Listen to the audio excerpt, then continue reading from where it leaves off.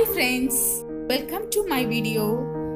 First of all, I am taking this opportunity to thanking friends who encouraged and supported me by watching, liking and sharing my first video. This is my second video about introduction to microbiology. Under introduction, already I presented about the scope of microbiology and now I am presenting about the origin of life on earth. We all know that most complex multicellular organisms evolved from the simplest unicellular microorganisms. It is must that we should know how life originated on Earth. Under origin of life, we are going to see about origin of universe, origin of earth, climatic conditions of early earth, how early earth contributed to the origin of life on earth, and finally about the RNA world. Many theories have been proposed for the origin of life on Earth, but since it is hard to prove or disprove them, no fully accepted theory exists. One of the more acceptable of these proposals suggests that life originated in the sea following millions of years of a chemical process. Before seeing about the origin of life, let's have a look about the origin of universe and Earth. Origin of universe. The universe consists of both physical and non-physical components. Most cosmologists believe that the universe was born about 13.8 billion years ago in an event called as Big Bang, a gigantic explosion that caused matter to expand in all directions to form galaxies, stars, etc. The Big Bang theory is the prevailing cosmological model for the birth of the universe. Galaxies. A galaxy is a huge collection of gas, dust, and billions of stars and their solar systems, all held together by gravity. The second largest galaxy, Milky Way, is the galaxy that contains our solar system. Formation of the Earth. Earth was supposed to have been formed about 4.5 billion years ago from the same nebula cloud of gas, dust, solids that formed the Sun and other planets. Planets formed when gravity pulled swirling gas, dust, and other solids in. Earth formed and became the third planet from the Sun. Early Earth or infant Earth. Early Earth did not have an atmosphere and free water since the planet was too hot for gases and water to collect. Surface of the early Earth was in molten state. Early Earth had no ozone layer and no free oxygen.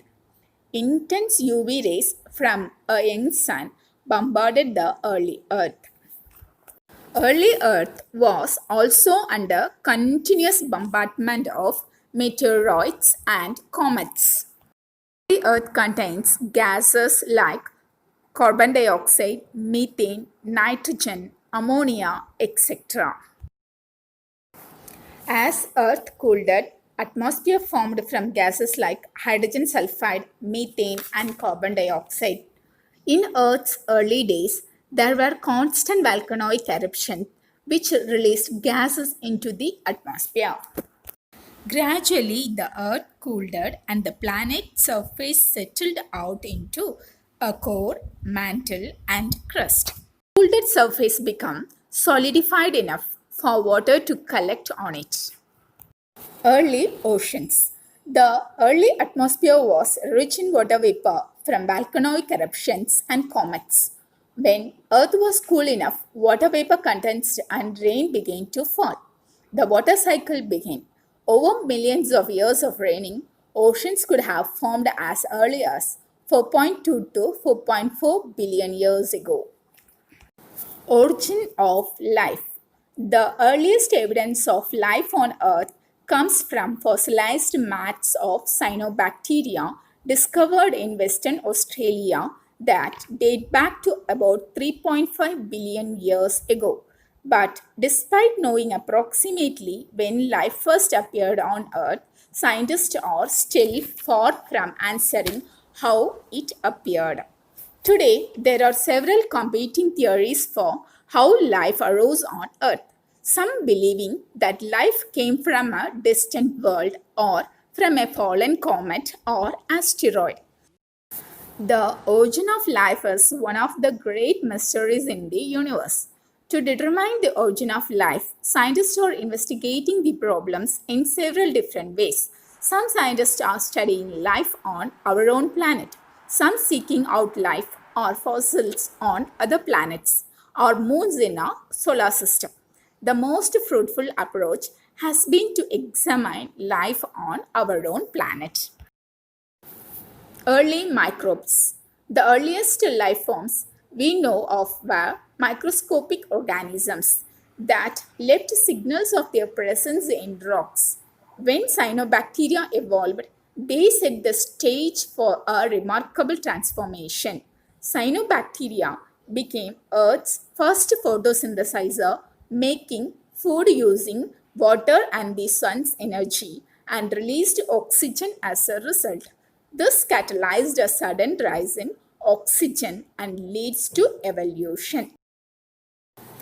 RNA world. The RNA world hypothesis got a big boost in 2009. The RNA world is a hypothetical stage in the evolutionary history of life on Earth, in which self replicating RNA molecules formed before the evolution of DNA and proteins. Alexander Rich first proposed the concept of the RNA world in 1962, and Walter Gilbert coined the term in 1986. RNA based life may not have been the first life to exist. The evidence for an RNA world is strong enough that the hypothesis has gained wide acceptance. Scientists created nucleic acid precursors just with hydrogen sulfide, hydrogen cyanide, and UV light. The conditions that created nucleic acid precursors also created the starting materials needed to make natural amino acids and lipids. That suggests a single set of reactions could have given rise to most of life's building blocks simultaneously. Early Earth was a favorable setting for these reactions. Hydrogen cyanide is abundant in comets, which rained down steadily for nearly the first several hundred million years of Earth's history. Hydrogen sulfide was thought to have been common on early Earth, as was the UV radiation that could drive the reactions and metal containing minerals that could have catalyzed them. Thus, precursors for nucleic acid, amino acids, lipids formed, and rainwater could then wash these compounds into a common pool.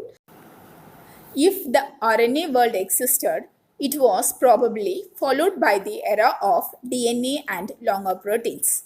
We know that DNA has better stability and durability than RNA. Thus, once Earth was very hot and unfavorable to support the life, but later Earth became colder and other conditions provided the environment needed to transform disparate chemical compounds into living organisms and may have provided a suitable habitat for that life to evolve. Friends, don't forget to give your feedback. Thank you.